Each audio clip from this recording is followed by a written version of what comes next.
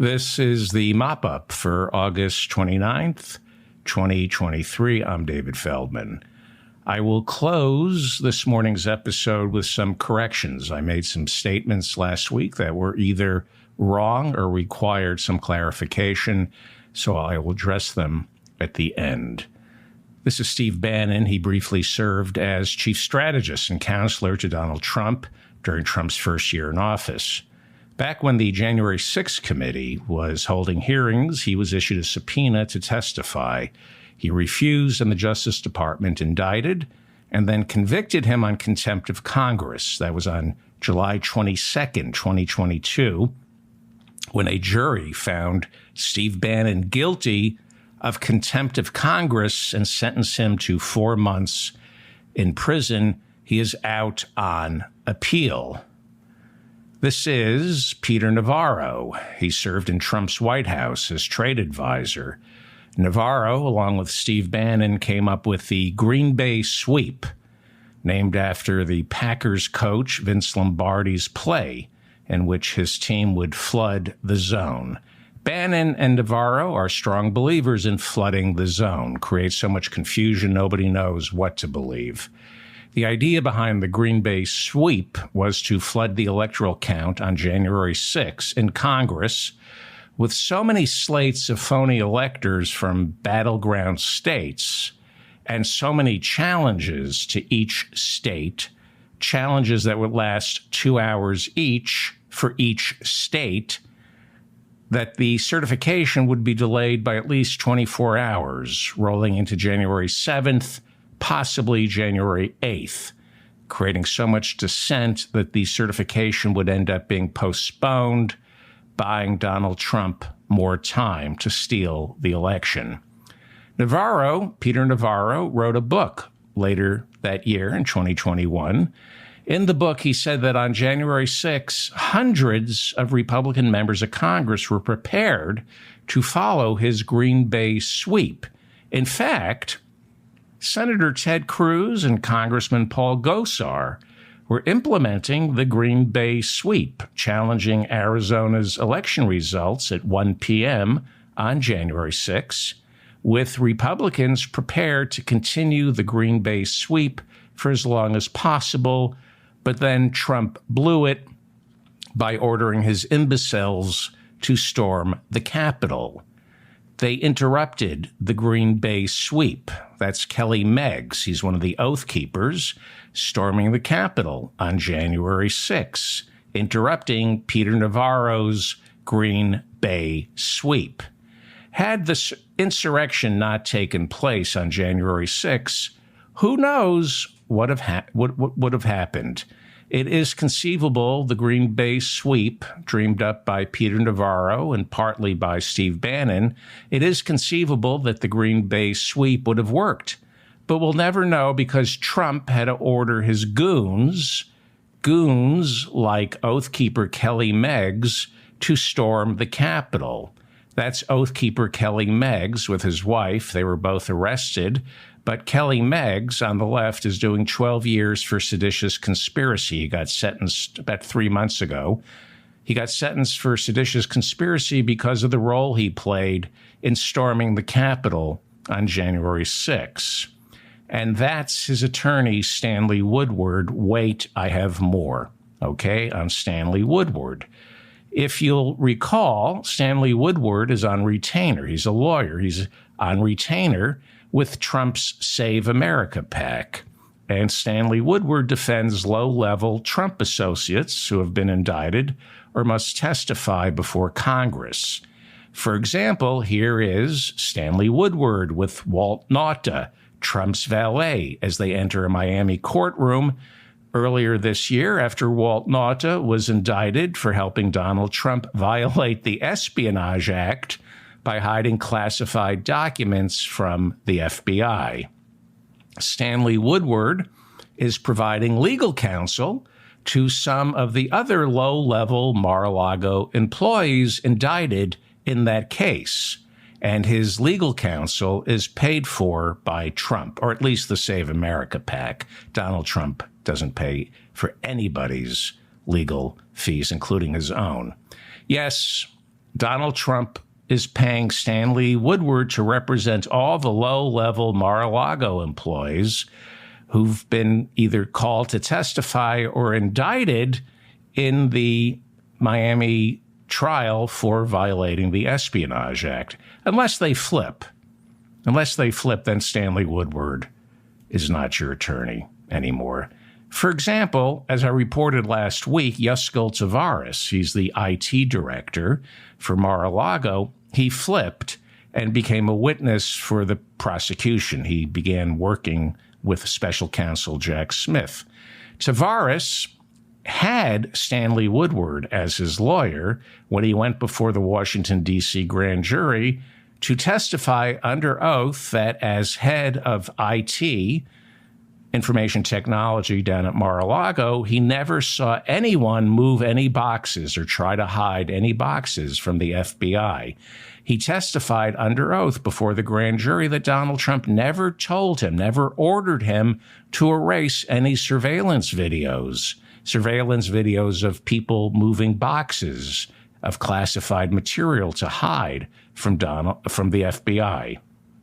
But then Yuscil Taveras felt guilty for lying under oath, so he told the judge, you know what, Your Honor, I've committed perjury, and I'd like to work with the prosecution, but I'll need a new lawyer. Stanley Woodward is representing me, but if I turn on Trump, he won't represent me anymore.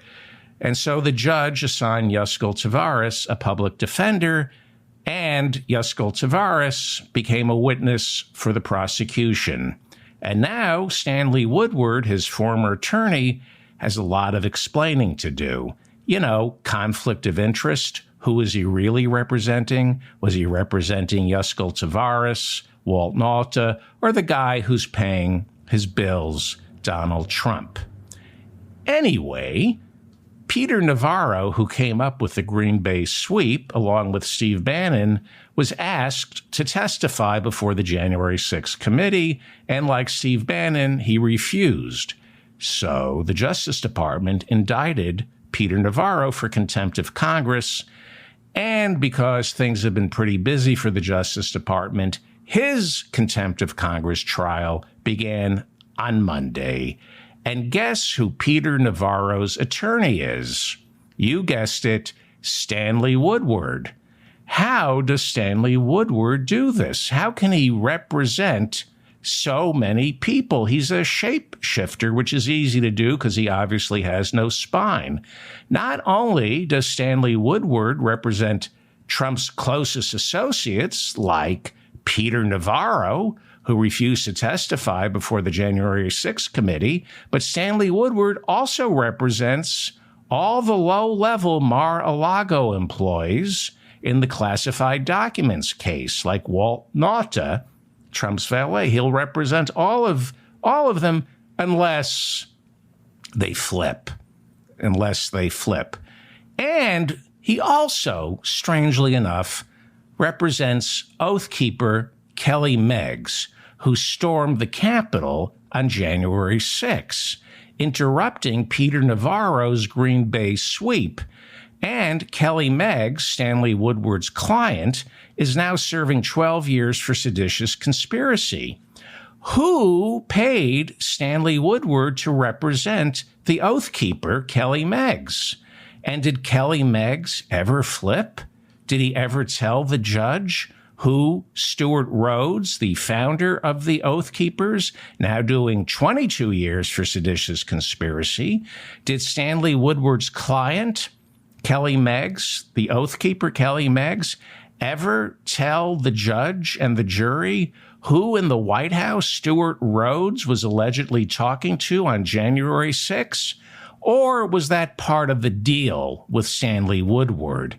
Do you have to keep your mouth shut? Is that how it works? Stanley Woodward, Donald Trump's attorney, he'll only represent you if you don't incriminate Donald Trump. Sure would be nice to find out, because there seems to be a direct line between the Oath Keepers being represented by Stanley Woodward and Donald Trump. Seems awfully curious to me.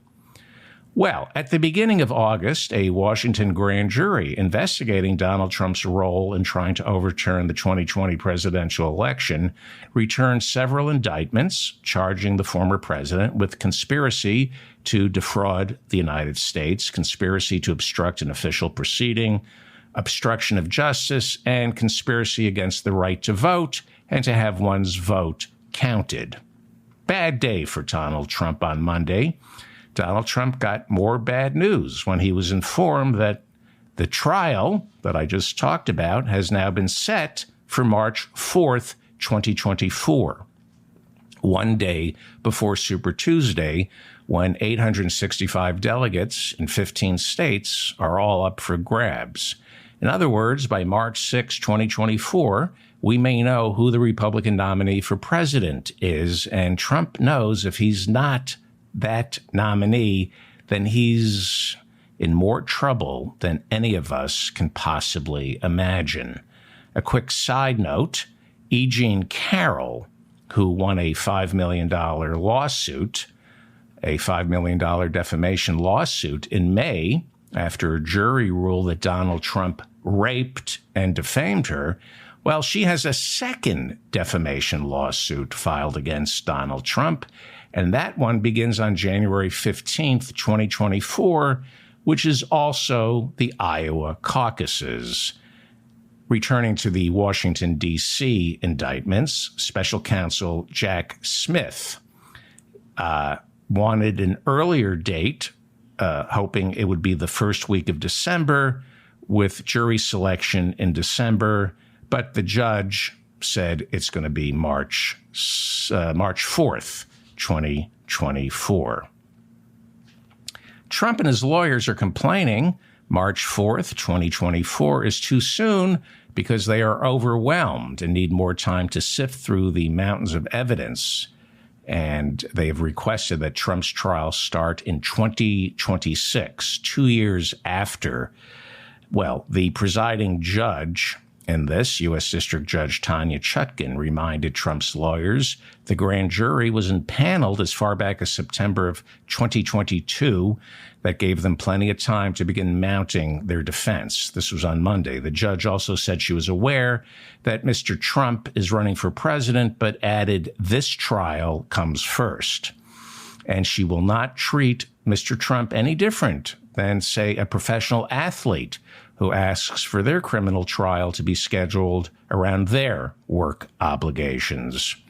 Trump says he plans to appeal the judge's decision, but he will lose because when it comes to scheduling a trial, the presiding judge's word is final. Trump's lawyer on Monday expressed disappointment, accusing the judge of attempting to stage a show trial. Donald Trump is a busy man. On Monday, he was ordered to appear in Fulton County Superior Court down in Georgia at 9:30 a.m. on September 6 for his arraignment in the RICO trial, where he and 18 co-defendants are charged with interfering with Georgia's elections back in 2020. All 18 of his co-defendants will appear right after Trump in 15-minute increments. Trump's arraignment will be followed by Rudy Giuliani's, and that will take place on September 6th. The following day, September 7th, Donald Trump, who has refused to pay any of Rudy's legal fees, Donald Trump will host a $100,000 a plate dinner at his Bedminster, New Jersey country club to raise money for Rudy's defense. It's going to be $100,000 a plate.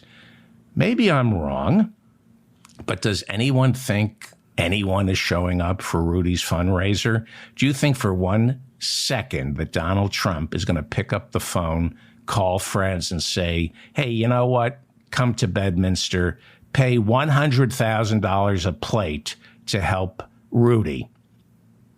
The only reason you would pay $100,000 a plate is because you are investing in Rudy Giuliani. You think he'll repay the favor after he's acquitted, but he's not getting acquitted, which means he'll be in no position to give you a return on that $100,000 a plate donation.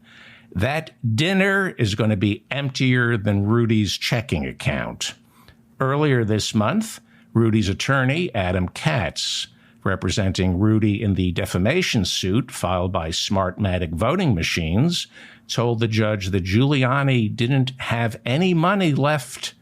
He didn't have any money left to Xerox the necessary documents during the discovery phase of that trial. No money for the Xeroxing. Rudy has the Smartmatic trial coming up, the Dominion trial, the Georgia trial, the defamation suit filed by the mother and daughter election officials in Georgia. There's the $10 million sexual assault suit filed by his former employee. And there's also a lawsuit that we haven't talked about. Rudy's being sued. He's being accused of keeping $300,000 that had been raised to produce a documentary about Joe Biden that never got made. Never got made, but Rudy kept $300,000 of the investment. Yeah, Rudy's got more suits than the Men's Warehouse. So, arraignments in Fulton County that have been scheduled can be done virtually, not in person. It will be entirely up to the presiding judge in that case, Scott McAfee.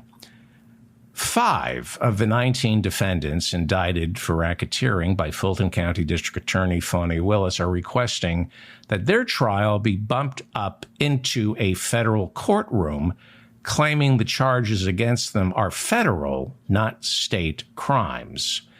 If they were to succeed in moving the trial into a federal courtroom, the Fulton County District Attorney, Fani Willis, would still prosecute, but she would be going before a federal judge.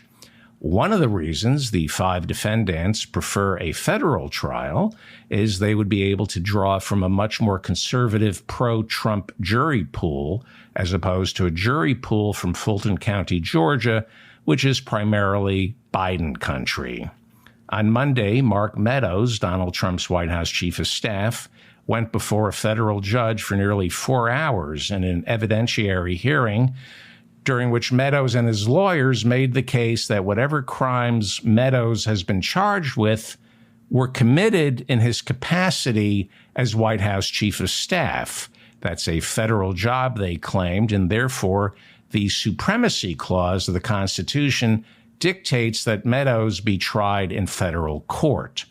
Lawyers for the other defendants, including Donald Trump's lawyers, were packed into the courtroom on Monday to observe this evidentiary hearing, since it's believed that if Meadows succeeds in bumping his trial up into a federal courtroom, they will all the defendants will try to make the same request. The judge on Monday said he will attempt to issue a ruling before September 6, 2024, when Meadows, as well as the other 18 defendants, are scheduled to be arraigned inside the Fulton County Superior Court. The Fulton County District Attorney, if you recall, Fani Willis, has indicted Meadows on 2 counts. One, violating her state's racketeering laws, and the other count for soliciting Georgia's Secretary of State, Brad Raffensperger, to violate his oath of office during the infamous call on January 6, 2021. Let's listen to a part of the call to refresh your memory.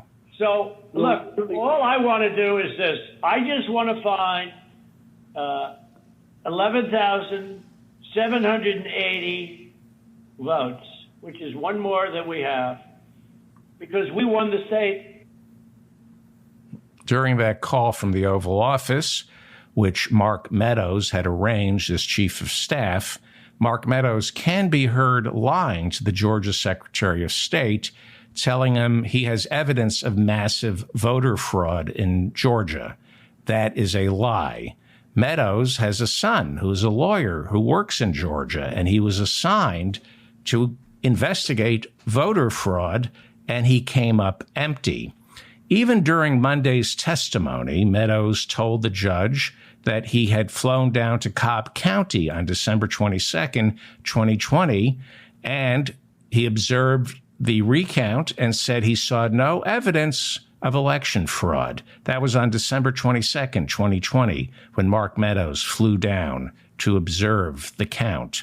And yet, on January 2nd, after he just told the judge that on December 22nd, 2020, he saw no evidence of voter fraud. And yet, on January 2nd, 2021, nearly 10 days after he went down to Georgia, Meadows can be heard on that call with the Georgia Secretary of State claiming that he saw massive evidence of voter fraud. He blew it today. Mark Meadows blew it today. He said to the judge, "I saw no evidence of voter fraud when I flew down to Cobb County on December 22nd, 2020. Well, if he saw no evidence of voter fraud, why did he tell Brad Raffensperger, the Secretary of State for Georgia, on the January 2nd call that he had evidence of voter fraud? He blew it today. For everybody, Mark Meadows, idiot, always was an idiot. That was his reputation. Read John Boehner's autobiography where he describes Mark Meadows. Fool. That's why he was the chief of staff for Donald Trump, because Donald Trump will not surround himself with anybody who's an intellectual threat. During Monday's evidentiary hearing, Meadows' attorneys made the argument that because their client was the White House chief of staff, he has what is called Supremacy Clause immunity, which prevents him from being tried in a state court. The Supremacy Clause of the Constitution states that all federal laws supersede any state or local laws. In other words, the federal government's laws are the supreme law of the land, hence it's called the Supremacy Clause. Meadows' attorneys argued on Monday that as a federal employee working in the capacity of White House chief of staff, Meadows cannot be prosecuted in any state court, and that this trial, therefore, must take place in a federal courtroom because Supreme Court rulings going back nearly a century dictate that states are forbidden from using their courts to impede a federal official from carrying out the responsibilities of their job. Try to imagine President Barack Obama, for example, being tried in the state court of Alabama for an alleged crime they dreamed up in Alabama that he committed, they say, as president. Imagine a local Alabama district attorney deciding that as president, Barack Obama had violated Alabama law. It would be a nightmare, which is why the president and his chief of staff, according to Meadows' attorneys, are granted what is called Supremacy Clause immunity. Okay, that's a sweet argument, but flawed, because the question before the judge on Monday is, was Mark Meadows performing his job as White House chief of staff when he set up the infamous call to Georgia's Secretary of State, or was that political in nature? If it was political, then both Trump and Meadows were not serving in their capacity as federal officials. And Meadows was also, as District Attorney Fani Willis reminded the judge on Monday, in violation of the Hatch Act. Trump may not have been in violation of the Hatch Act, but Mark Meadows could be accused of violating the Hatch Act, which was passed in 1939, which strictly forbids employees of the executive branch from engaging in political activities at work. Now, I'm not positive, but I think the president and vice president don't fall under the purview of the Hatch Act. But Meadows most certainly does. And so when he called Georgia's Secretary of State trying to overturn the election results, when he called to threaten and cajole the Secretary of State, Brad Raffensperger, trying to convince him to find one more vote than Biden had. Meadows, well, was he doing the people's business, or was this political in nature? What do you think?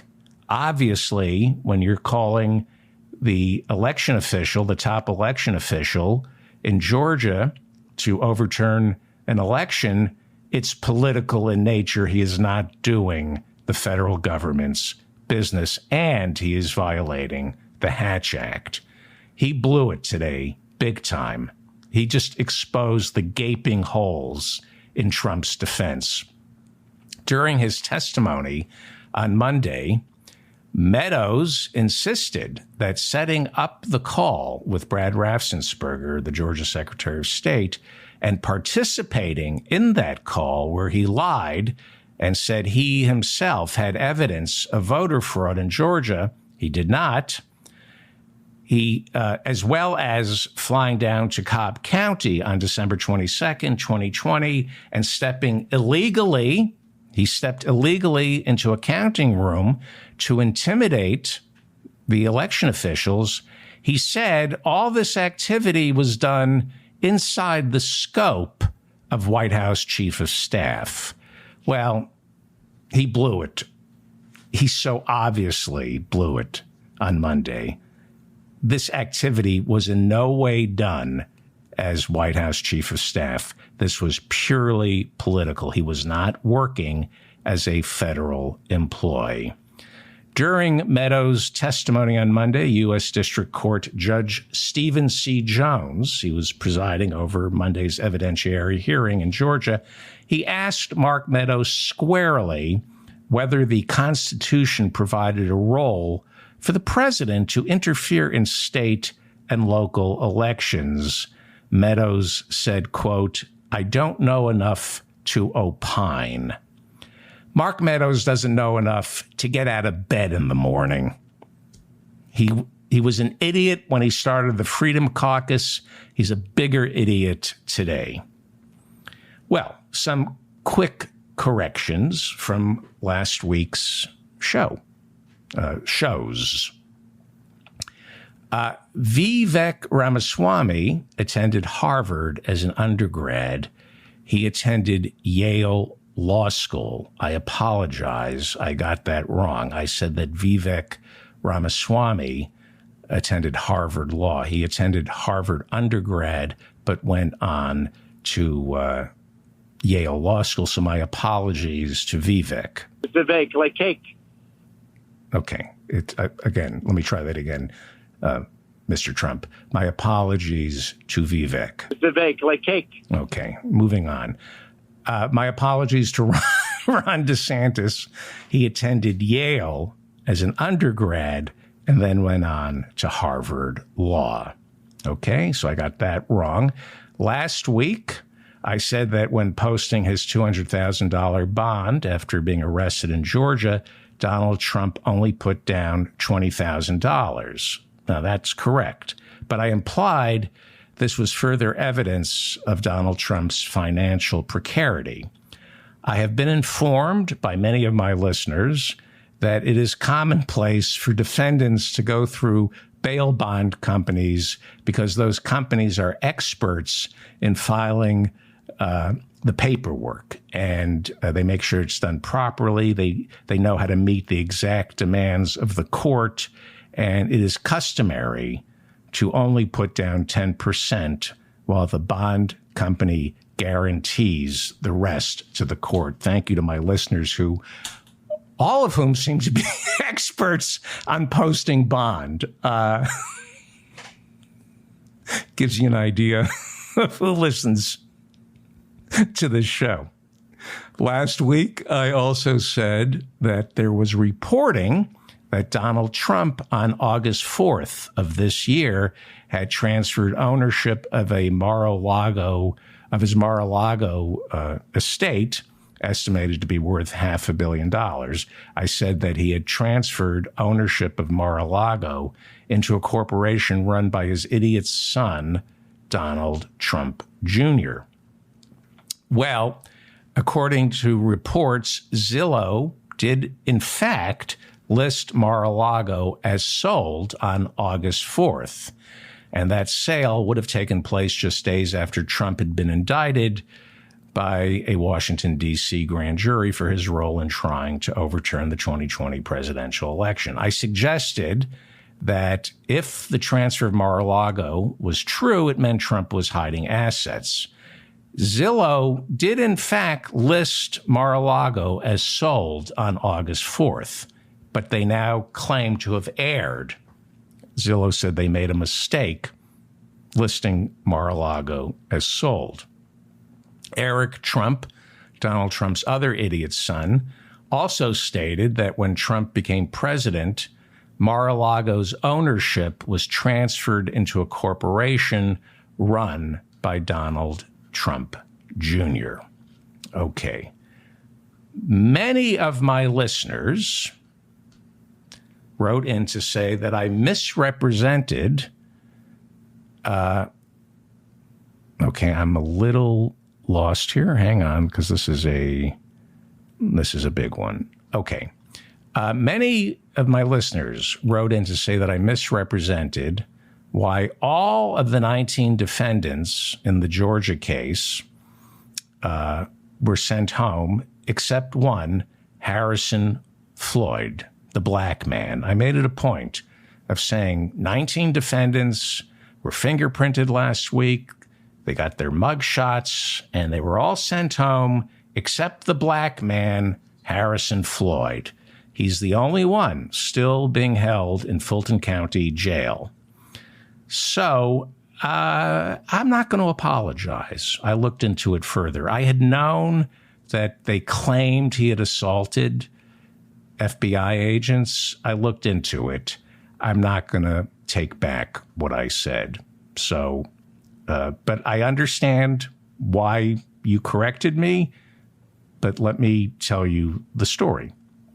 Harrison Floyd is leader of Black Voices for Trump, and he was indicted for intimidating a Fulton County election worker and her daughter, trying to get her to change her story and claim Donald Trump and Rudy Giuliani were correct in accusing them of stuffing ballots for Joe Biden. And so, if you recall, I said there was one black man out of the 19 defendants, and for some reason, he's the only one still being detained in Fulton County Jail, where 15 inmates died last year. Somehow, Harrison Floyd was deemed a flight risk. Nobody else. Now, I'm willing to admit I'm wrong. I usually am wrong. But if you hear me out, I'm not willing to admit quite yet that I was wrong about Harrison Floyd, because in America, believe it or not, we're innocent until proven guilty. Harrison Floyd has not been convicted of any crimes yet. He has been charged with either aggressively confronting or assaulting 2 FBI agents, but he has yet to be convicted. And it is not clear whether he's charged with aggressively confronting or assaulting an FBI agent. There's a difference, but I do know that he has been charged with a misdemeanor. Either one is a misdemeanor. He's been charged with second-degree assault, not first-degree, second-degree assault. He's been charged with second-degree assault in Maryland, which is a misdemeanor. Okay, a misdemeanor. So why is he being held in Fulton County Jail this morning if he's awaiting trial on a misdemeanor? This makes me very angry, okay? I'm going to review what happened in a second, but I want you to ask yourself, of the 19 defendants, is Floyd Harrison a flight risk? I say he's no more a flight risk than any of the other defendants. Harrison Floyd. Is it Floyd Harrison? I'm sorry. Is it Harrison Floyd or Floyd Harrison? Let me just... okay, I apologize. I want to get the order of the name right. I have him down as Harrison Floyd. So I'm just going to refer to him as Floyd, so I don't get it wrong. Okay? So we'll just refer to him as Floyd. Floyd has not been convicted of any crimes yet.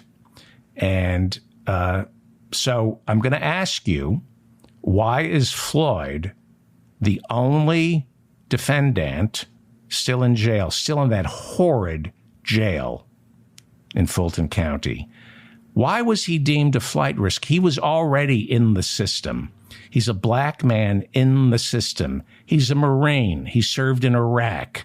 He already has an arrest record. He's in the system. He showed up for his arrest in Fulton County, Georgia. He showed up to be fingerprinted. He showed up for his mugshot. Does that sound like a flight risk to you? He's accused of a misdemeanor of second-degree assault when two FBI agents back in February attempted to serve him with a subpoena to testify before special counsel Jack Smith's grand jury. Floyd told the judge last week in Fulton County he can't afford an attorney. The judge informed him that he doesn't qualify for a public defender. No bond, you're a flight risk, lock him up. Back when Floyd had the confrontation with the FBI, this was in February, Floyd was arrested later that evening and charged with second-degree assault because of his altercation with the FBI agents. He was booked inside the Montgomery County Detention Center and immediately released, okay? The Montgomery County Detention Center booked him and released him. He's awaiting trial on second-degree assault of these FBI agents, a misdemeanor. It's not a felony. It's a misdemeanor, okay? According to what I understand, in Maryland, thousands upon thousands of people in Maryland are charged with second-degree assault. And if they are first-time offenders, they are rarely incarcerated. They are usually placed on unsupervised probation. And the judge in that case saw no need to lock Floyd up. The judge in that case didn't see Floyd as a flight risk. But the judge in Fulton County, Georgia, saw him as a flight risk because he's awaiting trial on second-degree assault in Maryland. Donald Trump, meanwhile, is awaiting trial on three other criminal courtrooms, not misdemeanors like Floyd. Donald Trump is looking at prison time, and he has his own jet, but he's not a flight risk. How is Floyd a flight risk? He wasn't a flight risk when he was arrested and briefly detained after his altercation in Maryland with the FBI, okay? How is this guy a flight risk? He was indicted in Georgia. He showed up for his arrest. He surrendered voluntarily. There was no warrant, no need for extradition. He shows up on his own volition, okay? But he can't afford a lawyer. He can't post bond. That makes him a flight risk? Lock up a Marine who served in Iraq. Yep. Lock up the black man. Lock up the black man in one of America's nastiest jails. So no, I don't stand corrected. Is this justice for a combat veteran? A man is innocent until proven guilty. Why is he inside Fulton County Jail this morning? Did he assault two FBI agents? He's been charged with a misdemeanor. And we don't know if he even is guilty of this misdemeanor because he has yet to be convicted, and he never will be. He will not get a trial. He will plea out. So what exactly did the FBI accuse him of? Did they accuse Floyd of punching the agents? No. Floyd is charged with chest bumping two FBI agents and screaming in their faces. Is that a crime?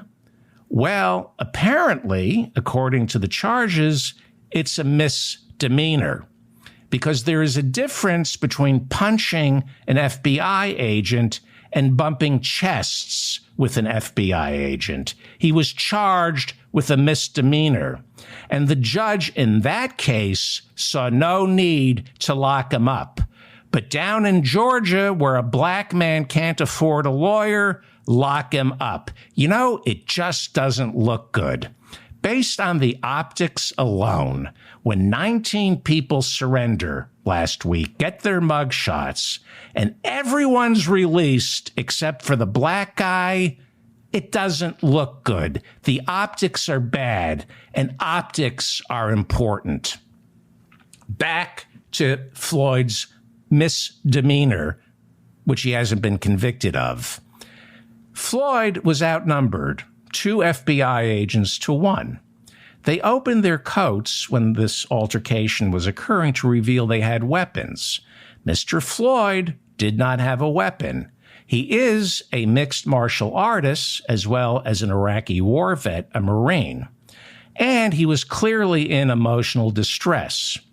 The agents were trying to serve Floyd a subpoena while Floyd was carrying his baby daughter. Could he have behaved better? Clearly. Hey, we all can behave better. This was, at worst, a misdemeanor. Did the 2 FBI agents have to go to a hospital to be treated from the chest bumps? Did Floyd spittle in their faces? They complained that he got up close and screamed, and his spittle ended up in their faces. Did they have to go to the hospital to have their faces treated from the spittle? No. Was Floyd, I don't know if it's Harrison Floyd, I apologize. Was Floyd unhinged? Yes. He's a Marine.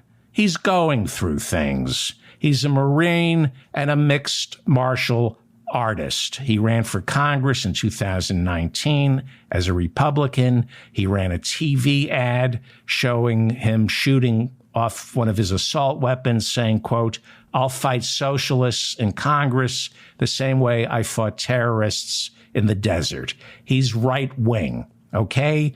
Not my type of candidate, not my type of human being. He's a Republican, okay? He's a black Republican. He's unhinged.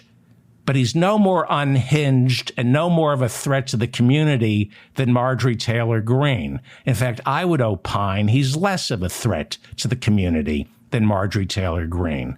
I read the official FBI complaint. Floyd repeatedly demanded to know if he was being charged with a crime. He was not. He told the FBI, "Leave me alone." He demanded to see their ID, insisting he had no idea who they were, claimed he didn't believe them when they said they were trying to serve him a subpoena. Who among us has not attempted to dodge a subpoena? I have. It's a game. You got to serve me first, chump. Yes, it is a crime to get in an FBI agent's face. It is a crime to scream and bump chests with an FBI. It is a crime. It is a misdemeanor. Nobody had to go to jail. He was outnumbered. Unhinged Marine cut him some slack.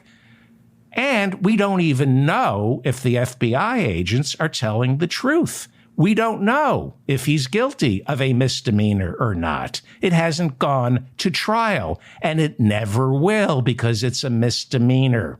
He will either be forced to perform community service, and that will be the end of it.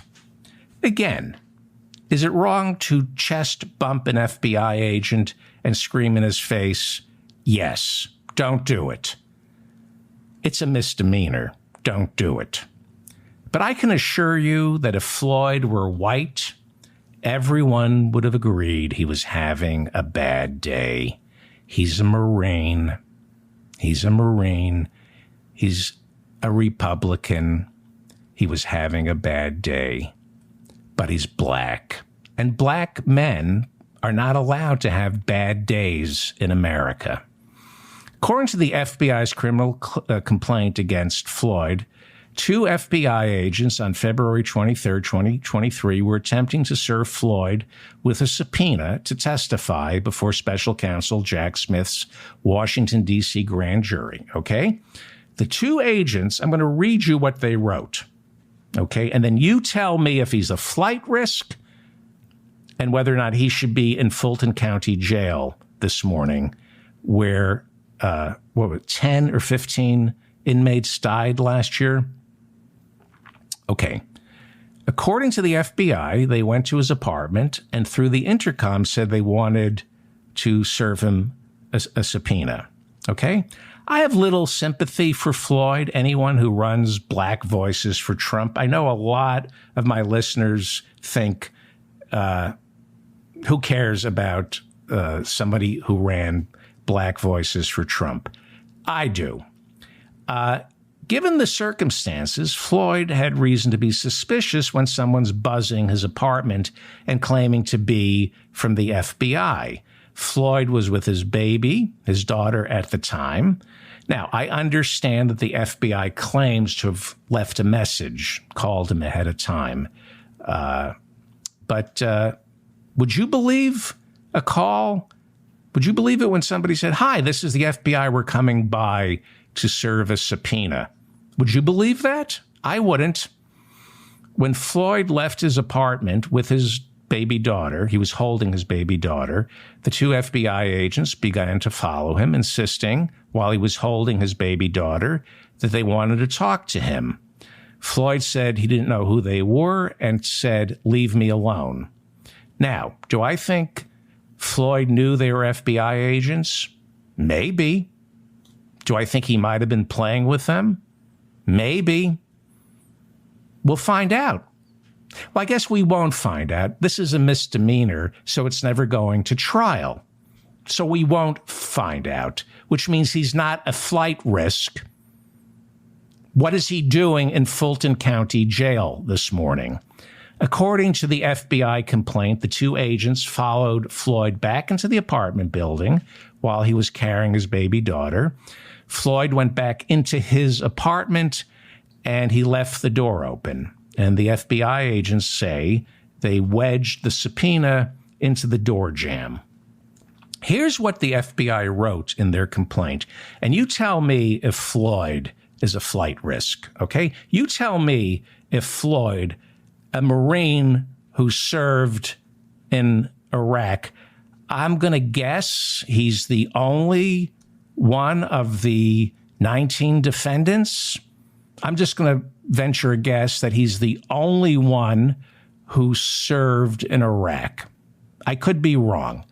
I know the lawyers who were indicted didn't serve our country, okay?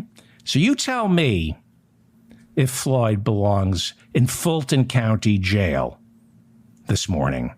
This is how the 2 FBI agents described their interaction with Floyd, which was recorded. Audio, they have an audio recording, not a body cam. They have audio. They write, Floyd stated, quote, "Bro, I don't even know who you are. You're 2 random guys who are following me up here into my house with my daughter. You're not showing me an effing badge. You haven't shown me the S word. Get the F away from me," unquote. Victim 1, I'm still reading the FBI report. Victim 1, that would be one of the FBI agents. The FBI agent is victim 1. Victim 1 responded, quote, here's my credentials. And then I'm reading the report, and held out his FBI credentials for Floyd to inspect. But Floyd did not turn around and instead opened the door to his apartment, walked in, and then slammed it shut. Okay. Not a crime. If you don't know who these people purporting to be FBI agents are, or if you're trying to avoid a subpoena, this is not yet a crime. So he slammed it shut, and the FBI agents started to leave the apartment, and Floyd then came running after them. Apparently, he put his baby down, and then he came running after them. Okay?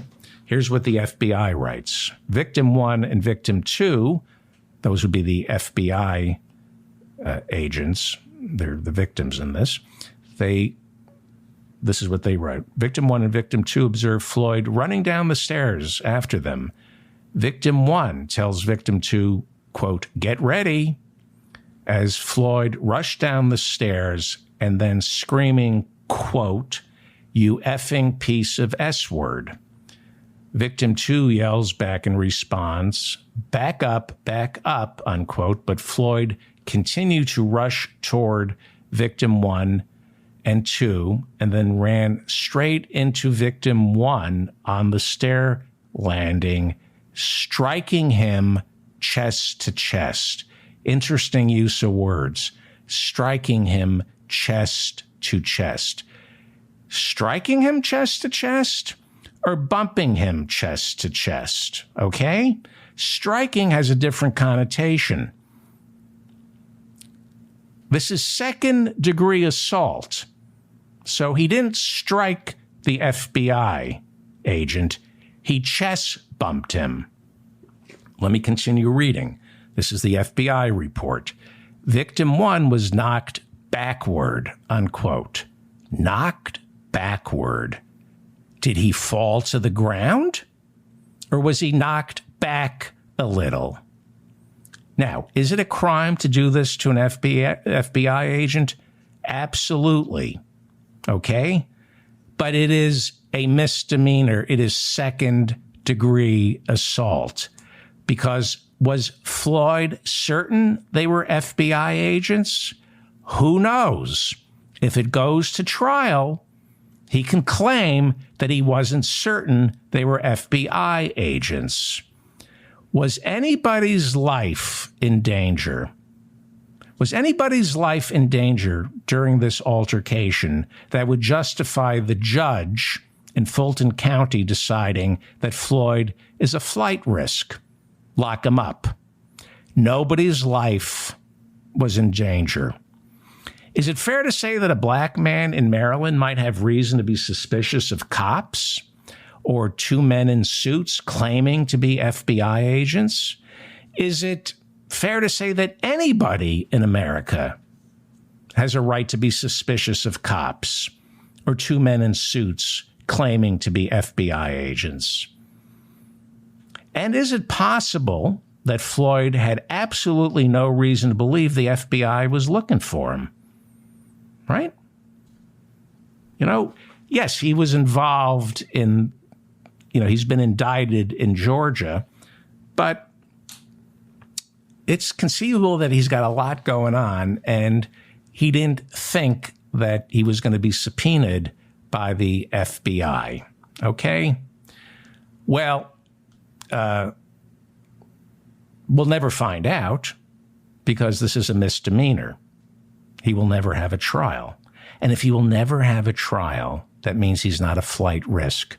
What is he doing inside that cesspool, Fulton County Jail, this morning? Let me read a little more because this really pisses me off. The FBI agents write, and Floyd continued rushing forward to close the gap, striking Victim 1 chest to chest again. He didn't strike Victim 1. He chest bumped him. There's a difference. No fists, no kicking. Floyd is a mixed martial artist. He's a Marine. For all we know, he could have had a gun upstairs in his apartment. He didn't use any weapons, not his hands, not a gun. He used his chest, and that is not a weapon. He was clearly pushing these two men, these two men who turned out to be FBI agents. He was using his chest to push them away. Is it a crime? In retrospect, yes. How serious? Well, he's charged with a misdemeanor. We'll never know. So is he a flight risk in Fulton County? No. All right, I'm going to stop reading this. Okay. Okay.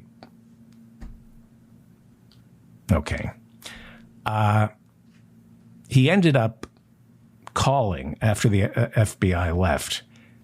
He was upset, and Floyd, called 911. He called 911 and reported that two men with guns wearing suits had threatened him and his daughter. The Maryland police showed up, took his complaint.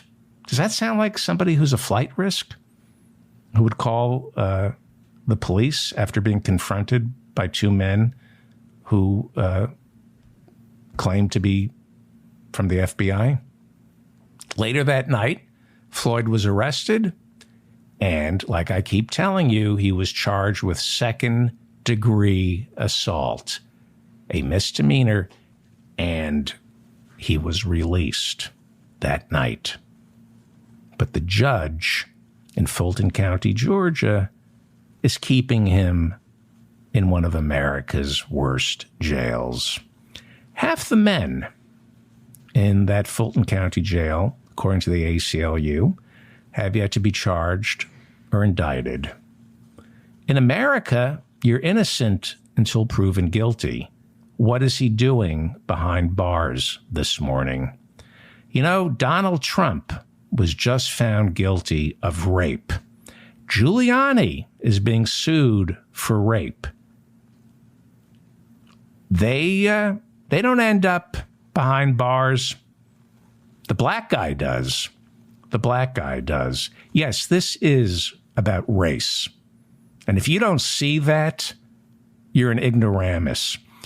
I'm telling you, if a white Marine who served in Iraq, a white mixed martial artist, if he was having a bad day and the FBI tried to serve him a subpoena and he got in their faces and bumped them in the chest and cursed them out and then called the police on these FBI agents saying two men with guns won't stop harassing me,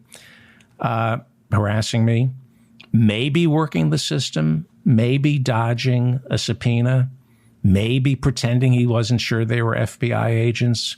I am telling you, if a white man, a white Marine, a combat veteran was having a bad day like this, holding his baby daughter, he would be given some slack. You know, PTSD, Marine, Iraq, served his country, having a bad day. The jail in Fulton County is a nightmare. And a combat veteran who served this country, even if he is a Trump supporter, should not be locked up this morning. You know, we don't have a two-tiered justice system here in America. We don't have a two-tiered justice system. We have a several-tiered justice system. And one of those tiers includes strong, angry black men who might be having a bad day, might be having mental health issues.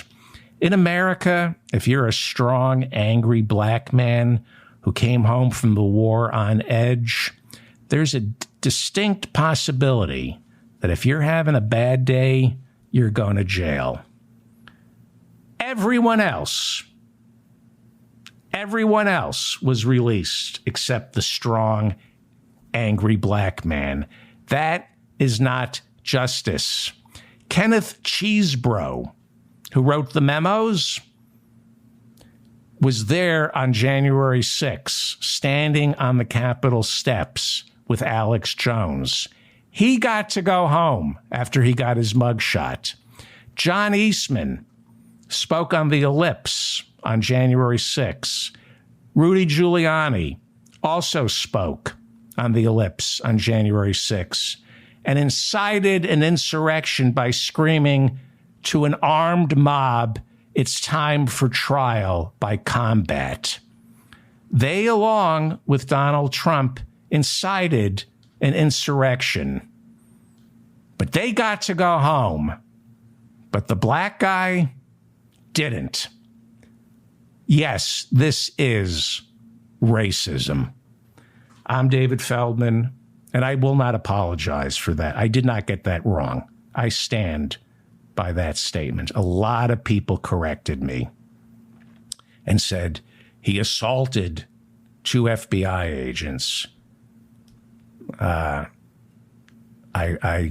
appreciate those comments. I stand by my statement. This is about race. I'm David Feldman, reminding you to stay strong and protect the weak.